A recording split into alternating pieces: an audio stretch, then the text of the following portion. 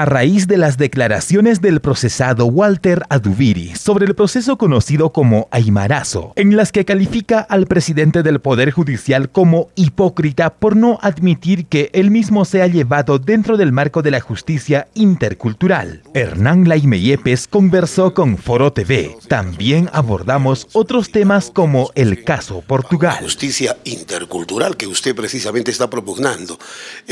¿Realmente hubo el pedido? ¿Hay una resolución? ¿No se ha hecho caso a ese pedido? ¿Qué es lo que ha ocurrido? Bueno, en primer lugar, un cariñoso y cordial saludo a toda la ciudadanía del departamento de Puno. Bueno, sí, pues me enteré algún término no muy feliz que digamos. Bueno, también hay que entender el contexto. Obviamente lo que la presidencia es respetar absolutamente la independencia de los jueces. Obviamente como presidente de Corte, yo por mandato constitucional en la ley orgánica debo garantizar la plena independencia de los jueces. El señor Adubiri, obviamente inmerso en un proceso judicial, tiene que obviamente hacer las alegaciones que le corresponden por intermedio de su señor abogado defensor ante el juez que ve la causa. Entonces no podemos contaminar las cosas. Esto no son tiempos pasados. El juez responde por sus actos. No puede haber inferencia de ningún tipo. Entonces nosotros entendemos que eso será porque, bueno, hay un tipo de defensa que está asumiendo. Normalmente, cuando aún yo veo, ¿no?, en los medios televisivos, a veces cuando se le imputa algún hecho a alguna persona, se alega el tema político, de persecución. Esas cosas no existen aquí. Aquí simplemente tiene la condición de procesado y hay que respetarle sus derechos a la presunción de inocencia, en tanto todavía no se decida su situación legal a la finalización de un proceso, ¿no? ¿Pero hubo o no el pedido de que sea juzgado bajo el proceso o el marco de la justicia intercultural? A ver, vamos un poco a aclarar el tema. La justicia intercultural, ¿qué es? Hay culturas, hay sistemas de justicia. Por ejemplo, el sistema de justicia ordinario nuestro, que tiene su propio sistema, sus propios valores, sus propios principios, y el sistema de justicia comunitario, es decir, lo que se practica fundamentalmente en zonas rurales, que provienen de, digamos así, todavía de nuestros ancestros, ¿no? Entonces, lo que hace la justicia intercultural es sentarlos en una mesa, dialogar, intercambiar experiencias, ¿no? Y obviamente cada uno tiene su propio marco. El sistema de justicia comunitario, por ejemplo, se ampara fundamentalmente en el convenio 169, en la Declaración de las Naciones Unidas sobre los Derechos de los Pueblos Indígenas, las 100 reglas de Brasilia, el artículo 149 de la Constitución Política del Estado, etcétera, ¿no? Entonces, existe un marco normativo, es necesario ir adentrándose para conocerla. De manera que si alguna persona se encuentra procesado y considera que se están afectando sus derechos, digamos, a la identidad cultural, a la identidad étnica, etcétera, entonces tiene que plantearlo ante un juez y si tomará la decisión, impugnará, etcétera, etcétera. Yo particularmente, como presidente, no puedo decidir si va a ser sometido o no a la justicia intercultural, es un término bastante abstracto. Los pueblos originarios tienen derechos colectivos. Entonces, si una persona, yo por ejemplo, yo tengo origen aymara, mi apellido es tiahuanaquense, Laime, ¿no? He aprendido a hablar el idioma aymara originariamente, pero no puedo pretender aquí, digamos, yo como presidente de la Corte, decir, señor, que se respete, de repente que se me juzgue interculturalmente, sería un término bastante abstracto, o sea, casi, digamos, sin base. Lo que sí, más bien, yo puedo ejercer mis derechos colectivos, o sea, yo puedo hablar en aymara, puedo pedir a que se me juzgue, si es que considero que siendo aymara me están juzgando en un idioma, yo puedo decir que, señor, se me nombre un intérprete, o sea, las leyes han establecido los marcos. De manera que este tema de la interculturalidad es precioso porque nos permite a nosotros rescatar valores andinos, ancestrales. Constantemente nos hacen invitaciones, hay una hoja de ruta del Poder Judicial. Se han realizado 5 congresos internacionales sobre justicia intercultural a nivel nacional, en La Merced, en Piura, en Cajamarca, en Lima, y ahora probablemente, y es más seguro, se va a llevar a cabo un congreso sobre justicia intercultural. Lo que buscamos es que la justicia ordinaria y la justicia comunitaria puedan coordinar. Hay muchas cosas que tenemos que coordinar, porque no olviden que hace muchos años, por ejemplo, el Poder Judicial, en el caso de los ronderos, se encarcelaba a los ronderos, pero han salido muchas sentencias, casi 14 sentencias de la Corte Suprema, en el cual pues ya se ha delimitado, y obviamente el acuerdo plenario del año 2009 sobre ronda campesinas y justicia penal nos da elementos para mejor análisis. Este es un tema en debate constante. Entonces, yo en realidad lo único que hacemos acá en Puno es cumplir con esa hoja de ruta y obviamente tratamos pues de intercambiar. Acá vienen también, nos invitan la zona sur, la zona norte, y en la medida de nuestras posibilidades vamos y les explicamos. Hay derechos fundamentales que tienen que respetarse. Un derecho fundamental como la salud, la educación, es el acceso a la justicia. Y el acceso a la justicia fundamentalmente a zonas de vulnerabilidad. Por ejemplo, hemos estado el otro día en Upina, son 6 horas desde acá de Puno, ¿no? Entonces, lugares donde me dicen que nunca han venido a dialogar con ellos. Entonces, es un intercambio, un ir y venir. Es verdad que yo soy presidente de la Corte, tengo a mi cargo no solo Puno y Juliaca, sino es todo el departamento y las quejas mayores.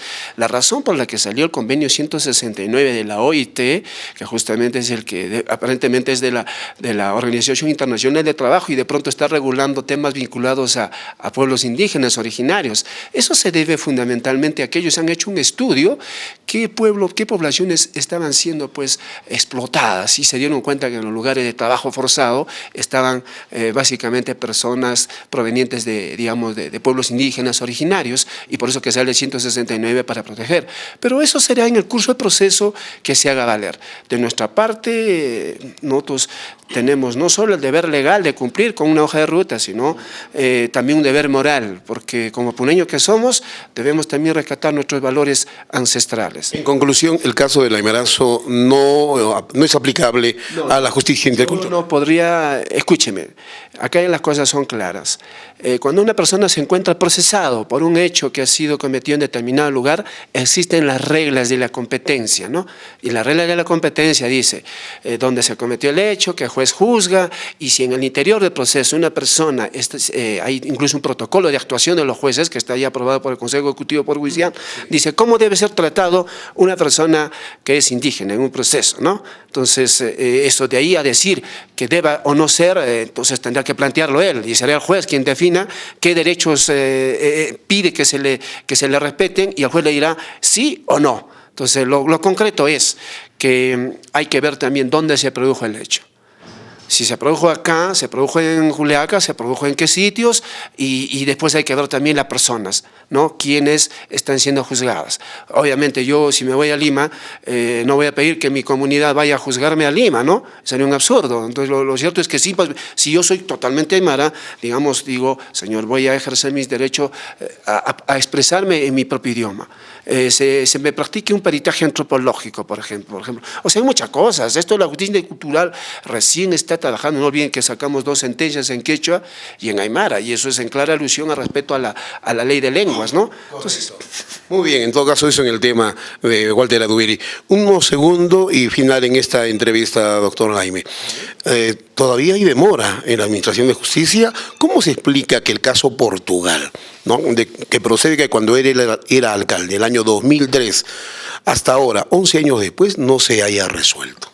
Bueno, en realidad dices una gran verdad. Uno de los problemas que aqueja al sistema de justicia es el retardo, y en esto siempre estamos en constante diálogo con los jueces, invocándole que la población quiere celeridad en las causas. Una de las razones por eso es que estos procesos que ahora están siendo materia de procesamiento deben culminar respetando el plazo razonable. Es verdad que, por ejemplo, en Lima en algún momento les dije, señores, en Puno tenemos 1.420.000 ciudadanos y no son suficientes los órganos jurisdiccionales que tenemos, no más de 65, 71, salas solamente 6, y se necesita en realidad más. Es que también Puno es pasible, digamos, de algún tipo de indiferencia de repente de los entes que deben de tomar decisiones al respecto. Por nuestra parte, nosotros estamos velando por la celeridad de los casos, que existe un pronunciamiento adecuado adecuado. Tenemos entendido que se han iniciado ya también procesos penales emblemáticos, no diremos así, pero sí importantes de opinión pública, y lo que se garantiza es que los jueces que estén llevando a la causa lo hagan sin ningún tipo de presión, ni siquiera la mediática, porque de eso se trata, que si el juez se decide en una causa, que lo haga en plazo razonable y sin temor a nada. Por eso yo dije, cuando un juez tiene la razón, así se caiga el cielo. Eso es lo concreto y ahí hay que respetar. Y el juez tiene que hacerse respetar porque para eso ha sido nombrado. De lo contrario, estaríamos perdiendo el tiempo en el Poder Judicial. Claro, pero exigir celeridad, informar que 11 años, en el caso Portugal, no se dicta hasta ahora una resolución, esa no es una presión mediática, esa es una información veraz y objetiva. No, comparto con ustedes, sino que estoy indicando que a veces pueden haber demoras, no siempre imputables al órgano jurisdiccional, al Poder Judicial, sino también puede ser imputable de repente a otro tipo de demoras. Por ejemplo, puede ser por algunos ajustes que requiere la calificación adecuada, la acusación correspondiente que corresponde de repente al Ministerio Público. Esto en realidad hay procesos en los cuales obviamente pues no estamos hablando, digamos, procesos de 3 o 4 cuerpos, de 20, 30, 50, 80 cuerpos. Entonces eso yo lo he visto en Lima, ¿no? Y obviamente ahí lo que como presidente me corresponde es dar todo el apoyo a ese órgano jurisdiccional para que él pueda cumplir los cometidos que tiene, ¿no? Porque obviamente estos temas son sensibles, ¿no? En este caso estamos hablando de 2 acusados, de un caso que ocurrió en el año 2003, de un tema eminentemente incluso administrativo. Sí, ¿no? Por eso yo entiendo, yo soy presidente, 6 meses, entonces nosotros hemos mostrado nuestra preocupación para que esto llegue a feliz conclusión, de manera que habría que revisar minuciosamente cuáles son las razones por las cuales se efectúa esa demora. De nuestra parte vamos a propugnar todo para que esto llegue a un término a breve plazo, ¿no?